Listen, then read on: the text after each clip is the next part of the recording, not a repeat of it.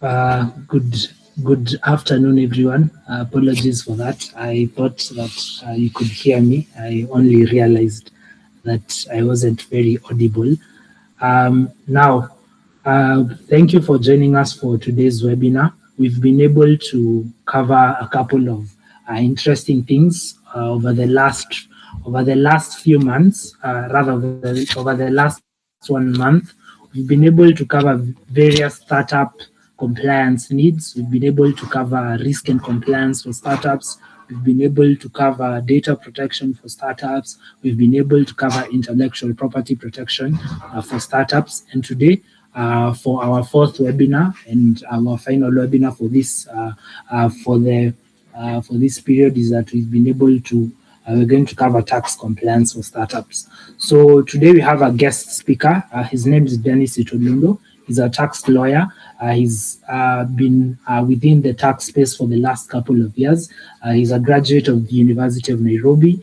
He's also a graduate of the Kenya School of Law and a graduate of the CESRA, Kenya School of Revenue Administration, right at Waiyaki Way. He's an expert in tax practice and tax administration, and he's going to take us through and teach us some of the relevant things and aspects of tax protection that we need to cover, and the basics of the same, and what we need to do to become better tax practitioners or more compliant within our various businesses. Dennis, you may take the floor.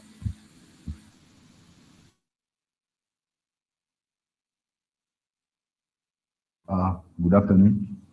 Can you hear me? Good afternoon. We can hear you clearly. So as Kiru was saying, my name is Itolundo. I'm a tax lawyer, and I'll be taking you through tax compliance for startups today. So let me try to share my screen first of all.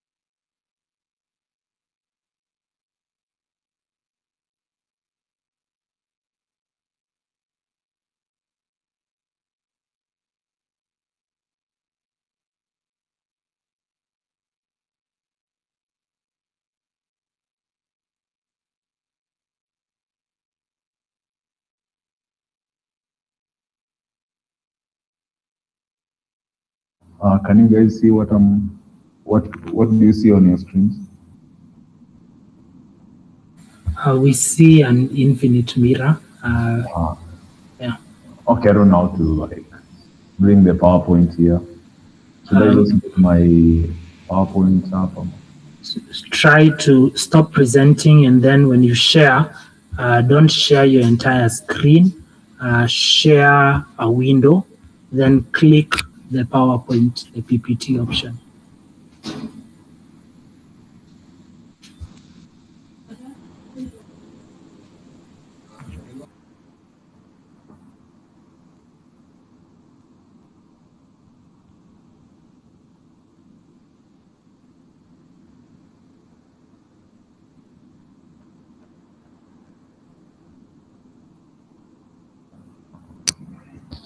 Or can you not see it? Yes, we can. I think this is perfect. So we're starting with, so we're doing tax compliance for startups today, and we're going to go through some of the taxes that startups are supposed to comply with in Kenya upon registration, and we'll go through the major taxes that businesses usually have to pay in Kenya. So we can start.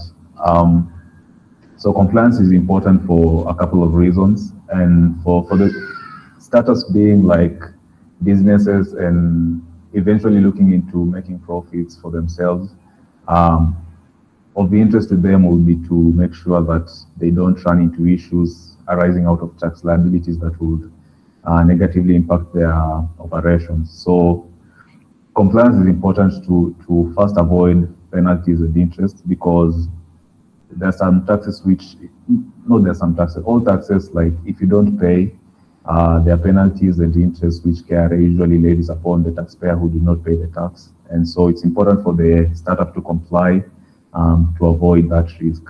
And also there's the issue of risk mitigation. When you don't comply with like your tax obligations, you might run into issues that will paralyze your business. For example, I think most of you will know of the VAT special table. I think, but it's now not, KRA got rid of it. That's just recently. But what would happen is if you don't like comply with the VAT obligations that you're supposed to comply with, you will be placed on the VAT special table, and then it will make it a challenge for you to do business with other entities who also like charge VAT. And so if you're placed on the special table, you will not be able to conduct businesses, because the other parties will be afraid to conduct business with you because you're on the special table. Compliance with tax usually builds credibility with investors, banks, and regulators, because it shows that you're running an operation that can be trusted because you comply with your tax obligations, and so it helps with your credibility. And also it ensures business continuity, which I think really much ties to the second point that I was saying about the VAT special table being an example of something you might face if you are not compliant with your VAT obligations. But it's been since removed, so I don't think it's much of a challenge anymore. But there are other consequences to not paying other taxes, which could paralyze your business. We can move on to like the key taxes that are usually levied in Kenya or upon businesses, or taxes like which a startup should be aware of when they start conducting the operation. So the first important tax that you have to be aware of would be the corporate tax, which is usually paid by any entity it's not a natural person, like companies and things of such nature. It's usually levied at 30% in Kenya, and it's payable at the end of every year of income.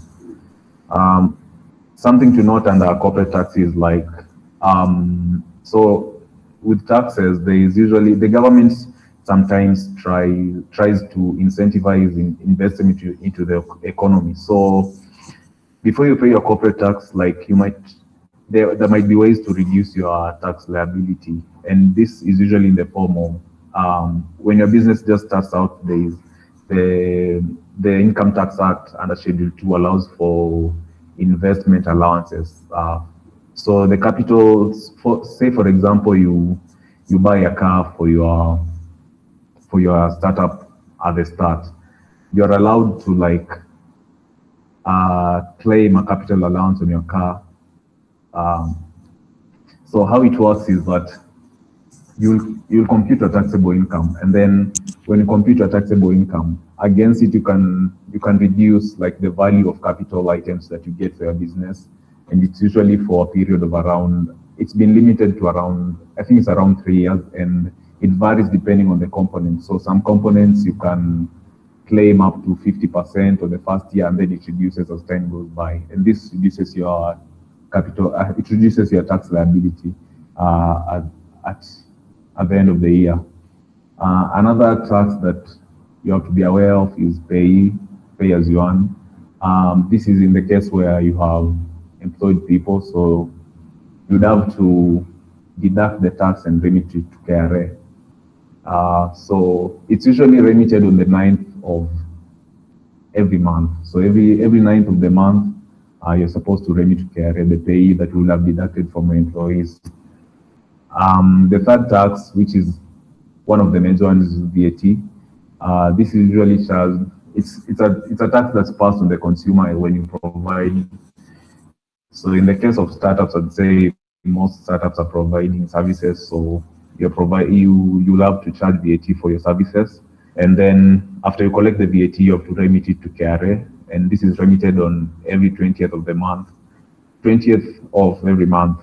So for you to qualify as a business that has registered for VAT, you have to be making taxable supplies of not at least 5 million every year. But there's an option. If you're making a supply of taxable supplies under the VAT Act, you can still apply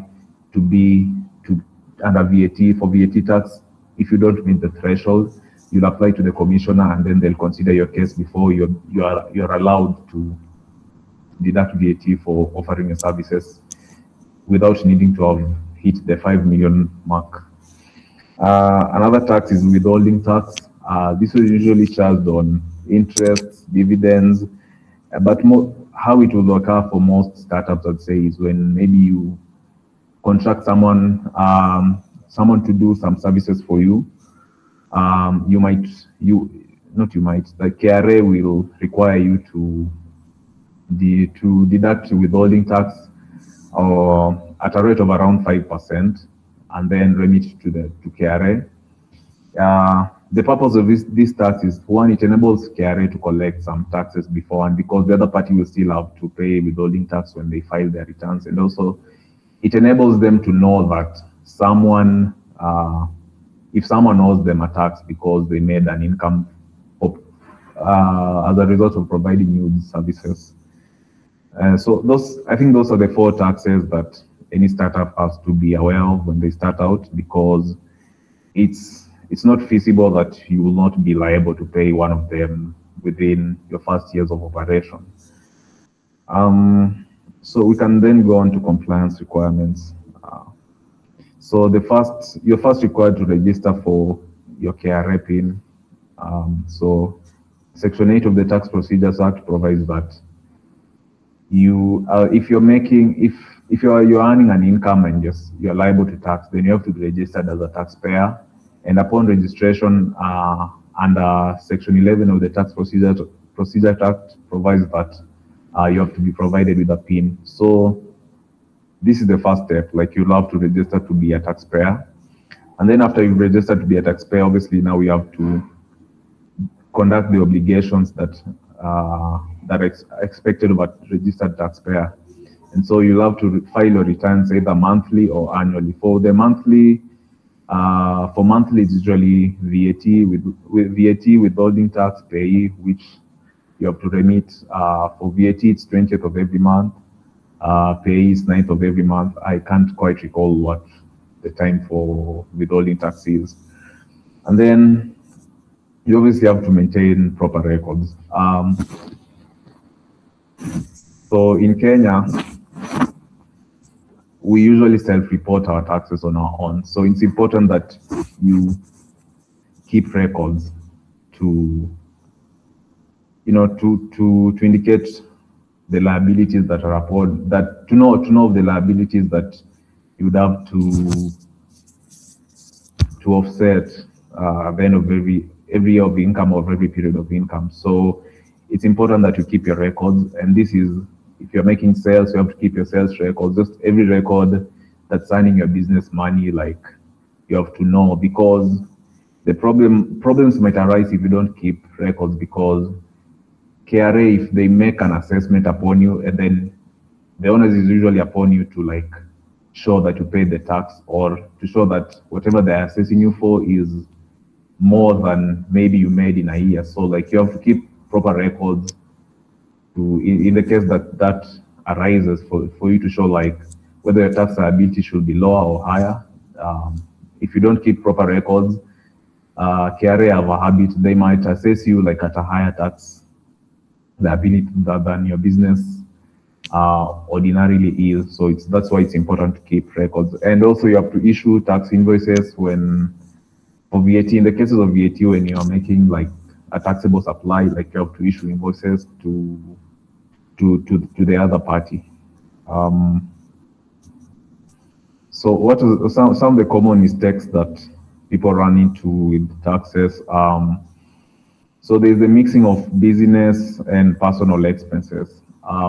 If you don't keep proper records, this is something that usually also arises, because in the way you run your business, maybe you're not separating, like, what's for the business and what's for yourself.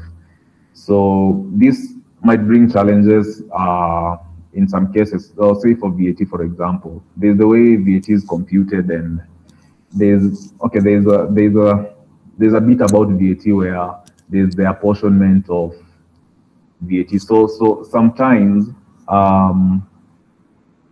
there are expenses which are not fully like covered for the business. So maybe say like you have, I don't know what example to use.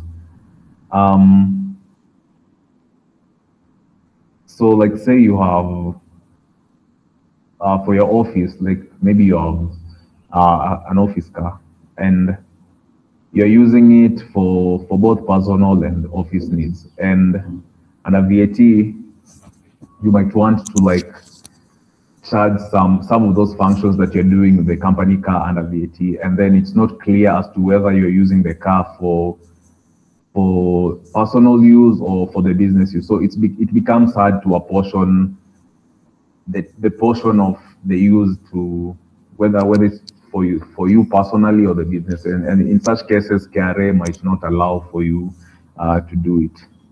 And then there's obviously the late filing or non-filing of tax returns, which will attract penalties and interest from KRA. And then ignoring VAT thresholds. Sometimes you might be making like the taxable supplies of about 5 million, but you're not registered as a VAT tax code. You're not registered under VAT, and that will attract penalties and interest from KRA too.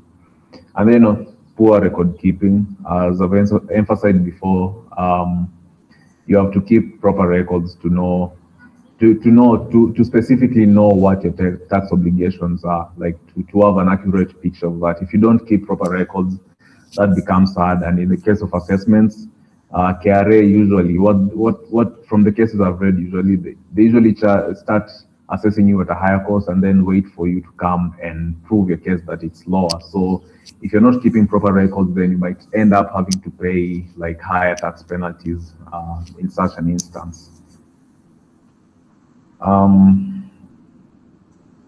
So like, what are some of the practical tips to go about your tax affairs for your startup?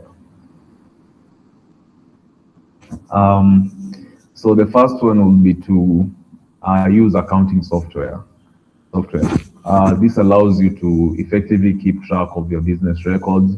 And some of these softwares, I'm not an accountant myself, but I know like they keep like records even in real time. So it becomes much easier to track, and in case of liabilities or in case of cases against KRA, like you can easily extract your records from such softwares and deal with such an issue if it ever arises. And also, it's important to hire an accountant or tax advisor early on to advise you on your tax issues. So like for tax advisors and accountants, they can help you to tax plan. They can help you to know like how to structure a business in such a way that you might avoid like higher tax rates and things of that nature. That's usually done under tax planning. And then it's just prudent to set aside tax funds, like especially this should be important for like taxes which like have to be remitted monthly. You just have to have a fund where you can pay like if need be on time. If maybe sometimes you can issue an invoice before like the other person pays you, and so when the time is due, you'd have to pay, because to KRA at the point you issued your invoice, you had made a supply, and sometimes the case is that someone had not yet paid you money. So in such cases, like having a fund on the side just to deal with such issues will be important. And then obviously it's important to stay updated on tax laws, because tax laws keep on changing, and so it's important that you refresh like your knowledge on them every time to know what new taxes maybe to comply to, or if rates change or things of that nature. Then I think finally we can look at the consequences of non-compliance, which I think I've already touched on as I've went through the presentation. So the first one is penalties and interests. If you don't comply with your tax obligations, KRA will levy penalties on you and interests on the taxes you've not paid. And then audits and investigation into the company's tax affairs. Yeah, if your KRA like is very suspicious of your affairs, they might come and want to conduct an audit into your company's affairs to really see like why you keep on having such tax issues, or just to get information on what they suspect you might be doing in respect to like your tax obligations. So audits and investigations into your affairs is a consequence of non-compliance. And then there's obviously the third point is the possible business disruption. Yeah, if you run into too many tax issues, it might put you in a position where you might have to close down your business, or because one, KRA is, you owe a lot of money to KRA, or then they're looking into your affairs. And in the case of maybe the VAT table that I mentioned earlier, if you're placed on the table, you can't transact as usual as you'd like to, and that will be disruptive to your business. I think that's all I have for today. If anyone has questions, then you can ask them, or any clarification.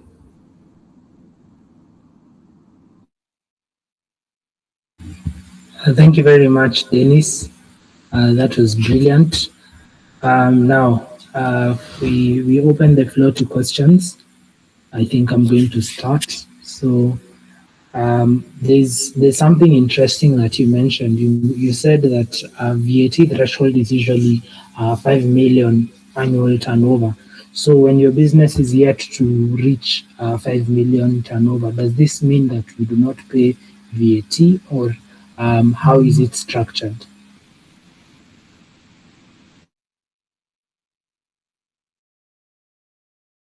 Can you come again? Like, you mentioned that you mentioned that the turnover threshold for VAT, for value-added tax, is 5 million per year. So then, does that mean that if a business does not have a turnover of 5 million per year, they cannot then be liable for VAT and do not need to file for the same? So if you don't meet the threshold, you don't have to register for VAT. But you can register for VAT anyway if you want to, even if you don't make if your supplies for the year you don't make taxable supplies of worth 5 million every year. You'd have to apply to the commissioner to be allowed to then collect VAT for your services or goods that you're supplying. But ordinarily, if you don't meet the threshold, you don't have to register to collect VAT. All right, so that means that if your business is not above a 5 million annual turnover, then you don't need to collect. Yeah, you don't need to. All right, thank you very much. Any questions from the floor? Any other attendees?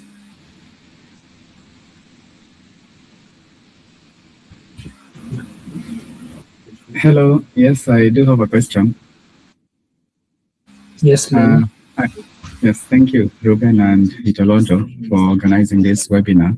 My first question is actually in relation to what Ruben has just asked, which is on the VAT.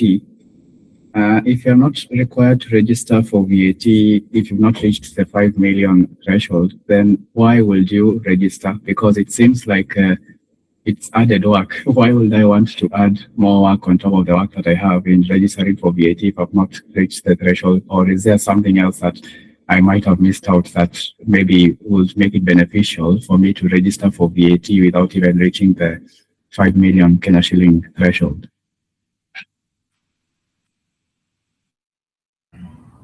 So yeah, why would anyone register? I think, okay, there's an advantage to collecting VAT in the sense that because VAT has to be, you have to remit it on every 20th of every month. So you're basically collecting money behalf of KRA, and you get to keep the money before the time for collection comes. I think it might maybe be beneficial to some people to like collect the money, because you're free to use it as like your own money. If you collect it, like you are free to have it in your account.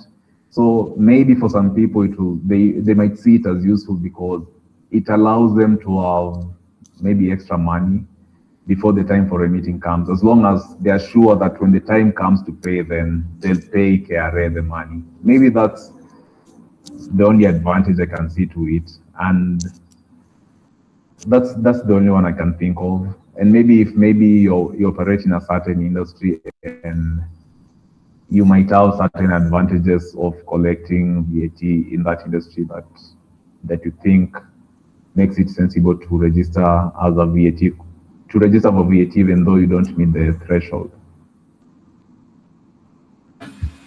Also, an additional important point with registration usually is some contracts, because of the aspect of input VAT and output VAT.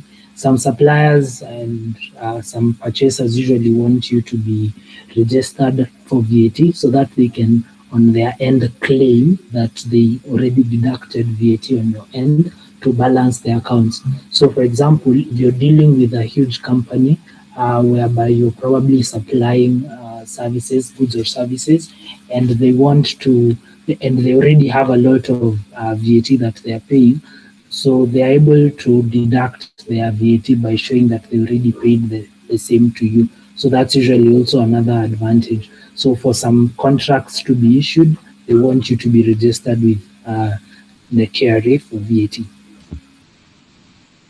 I hope that answers your questions, Lenny. Yes, thank you for the answers, both Itolondo and Ruben. My next question, which is still a follow-up to that, is when talking about the compliance requirements, you mentioned that you should issue tax invoices. This is for the VAT registered businesses. Could you maybe give an example or expound more on that?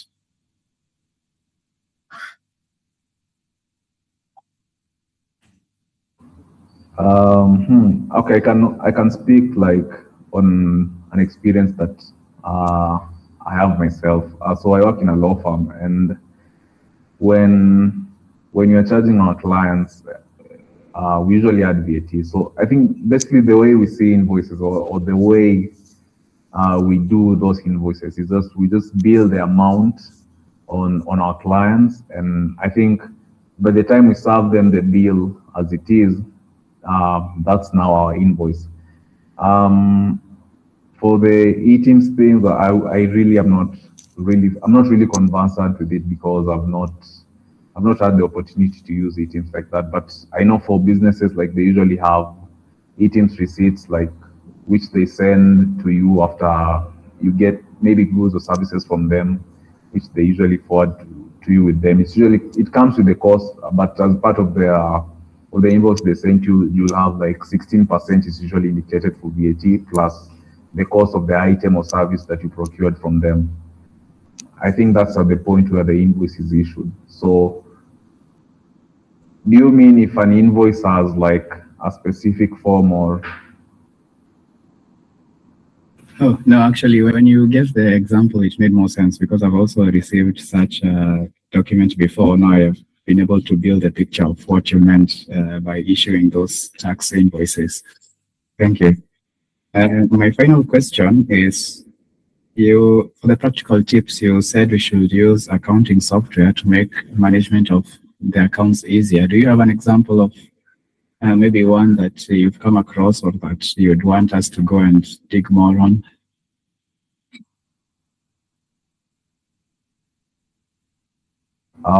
Okay, I only know some that I've heard of from my accountant friends. Like there's Zoho.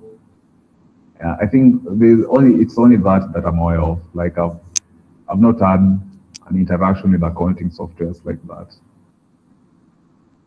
But you can check online. There's a bunch of them that people might know of. Yeah, to assist as well, beyond Zoho, we have QuickBooks, which is usually more more commonly used. And a lot of the ERP systems, the enterprise resource planning software tools, usually have an accounting bit around it. So things like Odoo, things like ERP Next, most of them usually have an accounting module. And then using that accounting module, you'll be able to properly record your sales and your tax obligations, and in the event that you need to audit or to do tax planning, you have all your information at your fingertips. Thank you. All right, thank you, Lenny. Any other questions from the audience?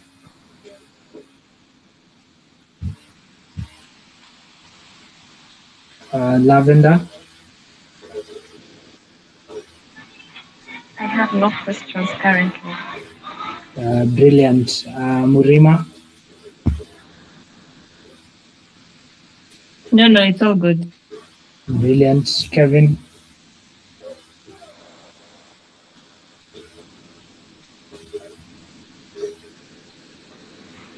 Hello. Hello, Lavender. Yes, though I have an inquiry. I've heard that this is the last meeting. Not really. I meant for the month. Within the startup compliance series that we had scheduled, there are particular critical aspects that we needed to cover, being tax compliance, data protection compliance, intellectual property compliance, and well, we did also compliance generally. The only other startup compliance thing that we need to cover is anti-money laundering, which really doesn't apply to very many startups, but is very context specific to fintech companies and to it's very context specific to fintech companies and to real estate companies and to lawyers and insurance companies, businesses that usually hold money in trust for individuals. So that is very context specific, but that's the last that we are planning within the startup compliance series. However, we still have various webinars in which we're going to advertise that are a bit more specific to various industries. Okay, thank you. And I started listening to these webinars. Yes. From the last meeting for last week. Yes. I was referred here by a friend. Yes. Now that I have not been there since the beginning of the webinar, of the whole topic on startup compliance. Yes. How can I get that information, or how can I be helped? Right. So you're asking for information to access the previous recordings? Yes. All right. So I've just sent a link in chat. That's a link to the YouTube channel where we've been uploading the previous recordings. So if you go there, you'll see that we have 3 recordings. The first one has 71 views, the critical compliance checks for your startups. So that was the general overview. Then we covered data protection for startups. Then we covered intellectual property basics. So now finally, we're going to also upload today's recording for tax purposes in order for startups and businesses to understand tax compliance. Is that okay? Yes, that's okay. Thank you. All right, you're welcome. I see Vara has also requested tunaweza kupata mawasiliano ya presenter wa leo tafadhali. Tutamrequest aweze kutupatia mawasiliano kama ako comfortable kutupatia, lakini utapata recording pia pale YouTube kwa hiyo link ambayo nimewekea hapo. Any other questions? Yes, Lenny. Thank you once again. I have 2 more questions, which I don't know whether are out of scope of this presentation and this webinar, but For example, given that the people in the meeting are in the startup space, what happens to the prize money? For example, when you attend a pitch competition and get some prize money, is there any compliance requirements on maybe submitting some form of percentage of the prize money in terms of tax compliance? Is there something like that? And also, what happens to investments? What are the compliance requirements whenever you are bringing in investors or investments about your startup? That's a very brilliant question, and it's very much in context. Ito? So for any prize money, so you'll have to pay tax. It's an income. Remember, like the Income Tax Act, like provides that any income that you earn, you have to pay tax on it. And so in the case of a prize money won like outside of maybe outside Kenya, because you're a resident of Kenya on that prize money. And sometimes you might also have to pay tax in the jurisdiction in which you won the prize money. So in the case, if Kenya has a double tax agreement with the other nation, so they might tax you, and then Kenya will, if it's under the agreement, Kenya will like give you a tax credit on it. So it's end up paying tax in one place only. So yeah, you'll pay tax on that. In the case of investments, so those are capital inflows. They won't really levy a tax like on the investment itself. It's only if you you earn money from the investment. Like if an investment is made into your startup, then KRA will only be interested in charging tax on the profits you make as a result of your operation, but the capital itself won't be taxed. Thank you very much. Yeah, it does answer the question, and it's also something I had not considered before. So thank you for making it clear that there are also obligations on that front. The final question that I have is with regards to employees. You said you have to remit payee as well as the other sort of remittances alongside payee. Now, my question is, given the sort of learn as you go nature of startups, at what point do you even know whether you have employees? Because at you begin working with a group of people, and then maybe at some point you decide to register the business. But once you register the business, are these people that you've been working with employees, or are they shareholders? Like that bit is a bit confusing, and I wanted to ask whether it could get also insight on the same. So, okay, let me think about it for a bit.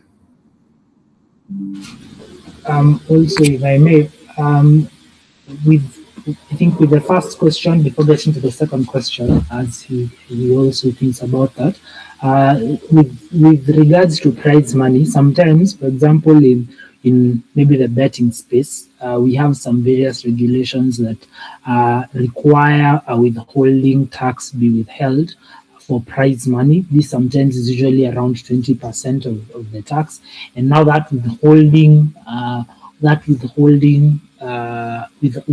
tax is usually not a final tax. It's just usually withheld so that you can come and then regularize your income. So you might get to realize that within your income and the allowable deductions, you've been able to save and even have a net negative taxation when you'll be able to put the other benefits that are there. Then regarding the question on how to handle employees and shareholders, these are usually two different sets of people. An employee is an employee, a shareholder is a shareholder. But a shareholder can become an employee, and an employee can become a shareholder. So this is what we used to talk about within the first sessions when we were talking about how to become, compliant generally within your business and the kind of contract that you have. So a shareholder needs a shareholder agreement. An employee needs an employment agreement. So when you have an employment agreement and you have to pay as you earn tax, but there's usually a very huge challenge with KRA when you do not have employees within your business, yet you have shareholders, especially director shareholders, running the affairs of the company, and they are not paying the pay as you earn tax, because then that would mean that your company is running with 0 employees. So in order to be compliant, you need to structure yourself in the right way, have the proper contracts with the employees, the proper contracts with the shareholders. Then where a shareholder is an employee, then the various ways of paying those taxes should be that they pay as you earn. Then when you have dividends that have earned or capital gains that have earned from the investments that they made when they got into the company as a shareholder, that is also taxed. Then we also have some other taxable aspects, things like fringe benefits. Fringe benefits are those things that usually accrue to you by dint of being an employee of a company or a shareholder of a company, but they are really non-monetary benefits. So for example, if your company gives you an allowance for a car or a home, that is usually a fringe benefit. And in the calculation of your gross income, it's usually calculated when you want to calculate pay as you earn. But then there are allowable deductions there. That's why when Dennis was presenting it, he said that it's very important to account for every single expense that you have, being a business expense or a personal expense, and have a tax plan or a tax lawyer to give you advice regarding which every element, every expense that you have, whether it's a taxable benefit, and the best way to plan your taxes in a manner that you will be compliant, but you also pay the least amount of taxes possible. I hope that answers your question, Lenny. And also, Dennis, you may interject. I think I have nothing to add to that because it's pretty much accurate. Thank you. Lenny, have you been able to answer your question? Yes, it has. Thank you. Perfect. Any other questions from the audience?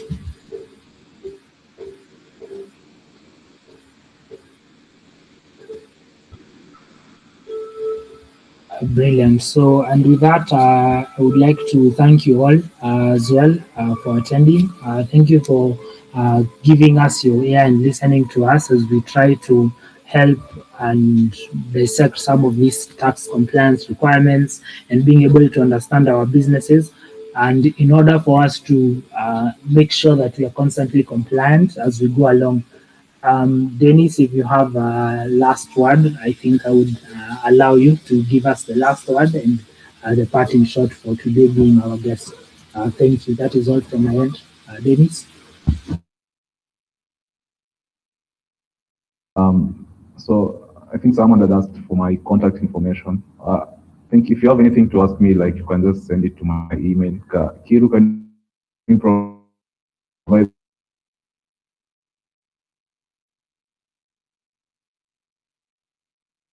my email?